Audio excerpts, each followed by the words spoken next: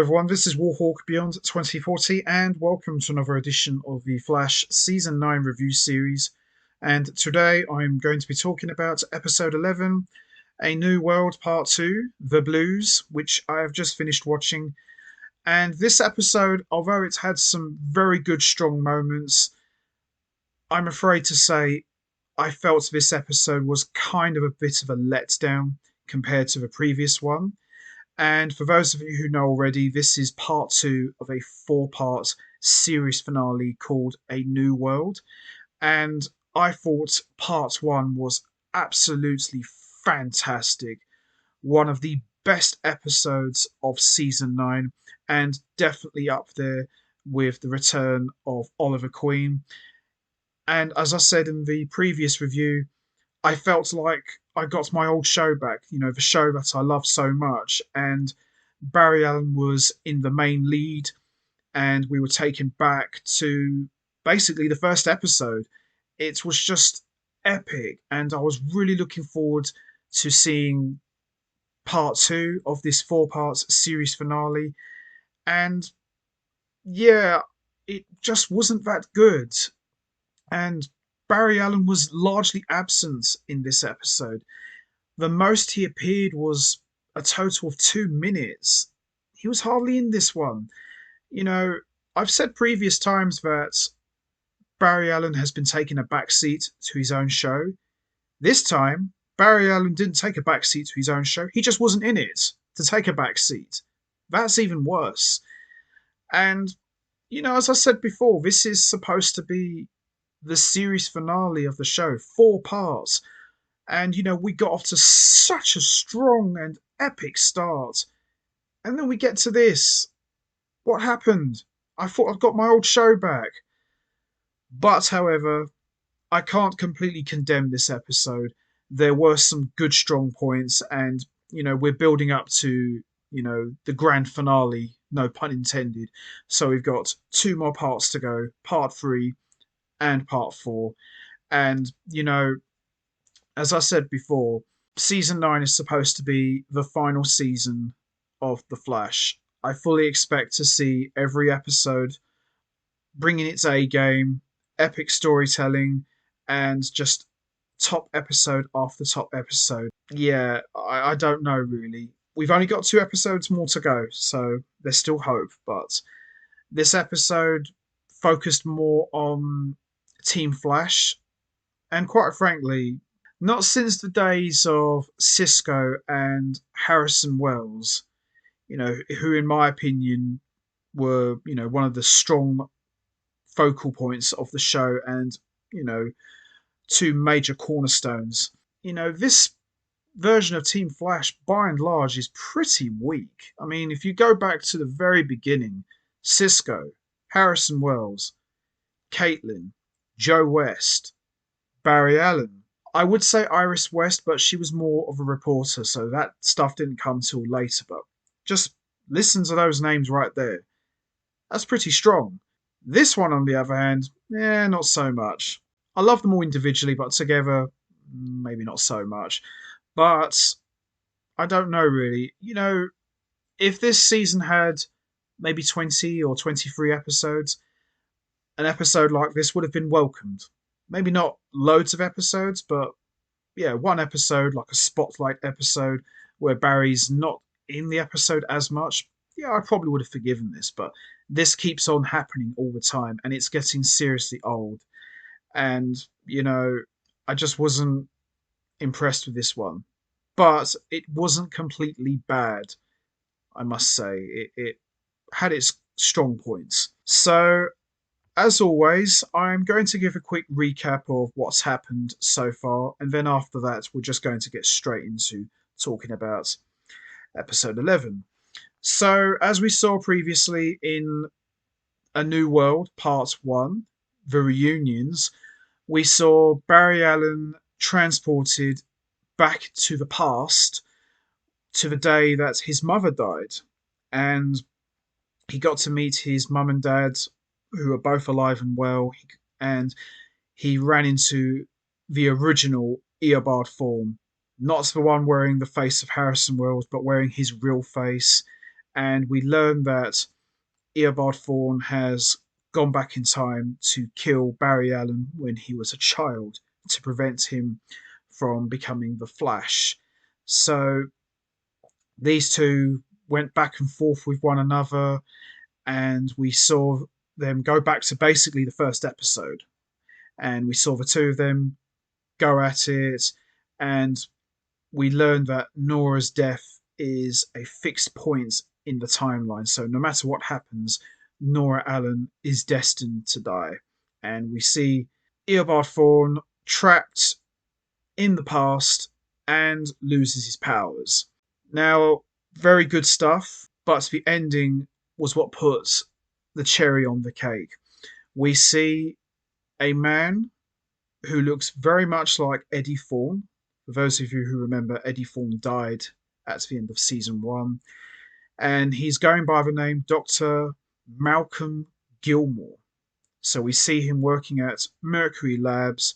He gets struck by lightning, and he picks up an old file of Eddie Thawne and asks himself, who is this guy? And that's how we ended episode 10. Fantastic.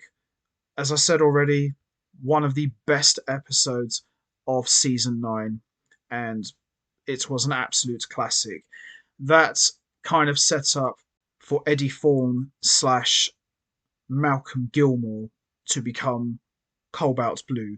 Cobalt Blue was hinted at in episode 10, so we are going to be getting Cobalt Blue, but we don't actually get to see him just yet. We see him taking on a variety of different forms. You know, we saw him take the form of Joe West. Now he's taken on the form of Eddie Thawne. So that's pretty much how we ended episode 10, which, as I said, was absolutely fantastic. So, with that all said, let's not waste any more time. Let's get straight into it. Let's talk about episode 11, A New World, Part 2, The Blues. So, we start off episode 11 with the man we saw at the end of episode 10, who resembles Eddie Thawne and is going by the name Dr. Malcolm Gilmore. And we see him walking into CCPD, and everyone is looking at him strangely. He tells them that he's been in an accident and he found a file that doesn't make any sense. People are looking at him strangely because they know he previously died. And then we see Captain Corbett comes out and tells him that we need to talk. We then see Iris is briefing Team Flash about where they are on Barry's disappearance from 6 hours ago, and Chester tells her that he's picked up traces of a radioactive isotope of cobalt. The disappearance wasn't an accident, and then we see Mark shows up and offers to help the team. Keone is happy to see him. Cecile says that she called for him. He's been in contact with her for a few months, and the team come up with a plan to find Barry. At her office, Iris finds her old draft about Barry being missing in Crisis. Allegra tells her it will be okay, but Iris is worried that Nora will grow up with a missing dad, just like she did in the previous timeline in the future. Allegra goes to get Iris some tea, but is attacked in the hallway. Suddenly, a pipe starts leaking gas into the citizen's office. Iris's staff orders her back into the office before they collapse. Mark and Keone arrive to help. Keone helps the fallen employees by growing plant cells into their body to help them breathe, and it turns them green and scares them. Iris goes to check on Allegra, but she's down and she's not waking up. At Star Labs, they find out she was attacked by the cobalt radiation. The team is now under attack. In another timeline, Captain Corbett, the man who looks like Eddie, says he is actually Malcolm Gilmore, but when he pulls out his driver's license, it takes a moment to materialize. He explains there was a lightning strike at his office at Mercury Labs, and after the fire was there, he had a feeling he needed to learn more. Malcolm starts hearing things and rushes out of the office. We then see Keone and Mark at Star Labs, and Mark explains why he was gone for 7 months without speaking to her. Mark is upset about what Keone did to help the people at the Citizen, and he berates her and tells her that she's not a hero. He calls her an abomination, and when she runs off upset, we see his eyes glow bright blue. In the Time Vault, Iris is upset about everything and Cecile tries to give her a pep talk. And in Chester's lab, Mark goes to tell him that Kearney simply ran away and pretends to be upset. He also makes Chester feel like he needs to stay by Allegra's side, claiming that he should never have left Frost and regrets it. Mark offers to help with the calibration of the satellites to track Cobalt, but it's all a ruse. We then see Mark disables all of the equipment as soon as Chester leaves. He then tells Iris and Cecile that he has food for them, and when they go to get it, he takes out Cecile. He reveals to Iris that he is actually the negative Speed Force who has taken over Mark, and he plans to kill Iris and her unborn child. But Speed Force Nora shows up to save them. Speed Force Nora explains that the negative forces are attacking her on the cosmic plane, and they're just also using Mark's body, but he's not actually evil. The negative forces are also holding Barry captive somewhere.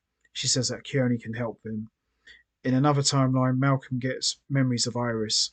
He breaks into her office and starts getting more flashbacks and realizes he needs to find out how Eddie Thorne died. He races out. Iris asks the Time Vault to show her memories of her and Barry, and she uses this channel in the hopes to reach to Barry in the event something happens. Meanwhile, where Barry is, he is fighting for his life and it gives him a boost. Elsewhere at Star Labs, Speed Force Nora summons Kearney and says it's all up to her now.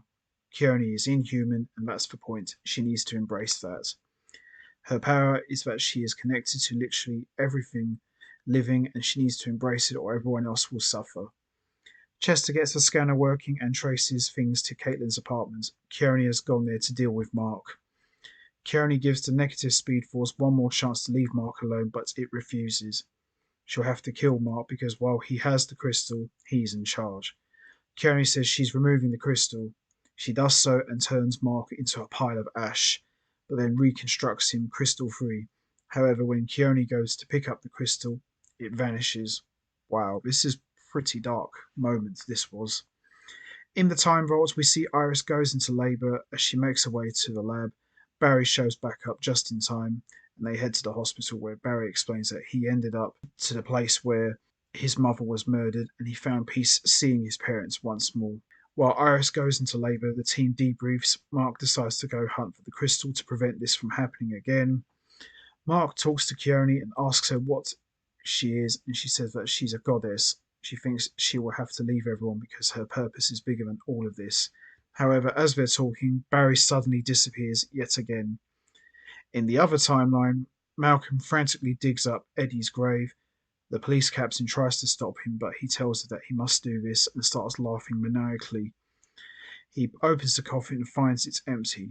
When he does, all of Eddie's memories come flooding back. The gunshot wound appears on his chest and realizes he is Eddie Thorne, and even pulls out the bullets. Eddie Thorne is now back from the dead.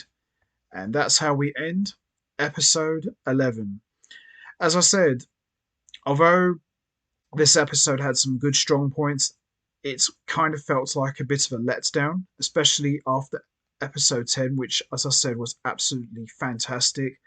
But the Eddie Thorne stuff was very good, and they're doing a great job in building him up to become Cobalt's Blue and essentially becoming a villain, which is something I've been wanting to see since the show started, really. So they've done a really good job there. And Barry Allen, although he was only in this episode for 2 minutes, they were great 2 minutes, but unfortunately, not enough. Other than that, this episode was a bit of a letdown. It wasn't terrible. It could have been a lot better, but what can you do, really? But it's not all bad. We've got 2 more episodes to go, so hopefully, fingers crossed, things will be a lot better. So that's going to be it from me. I'm going to wrap this up now. What was your thoughts on episode 11? Did you enjoy it?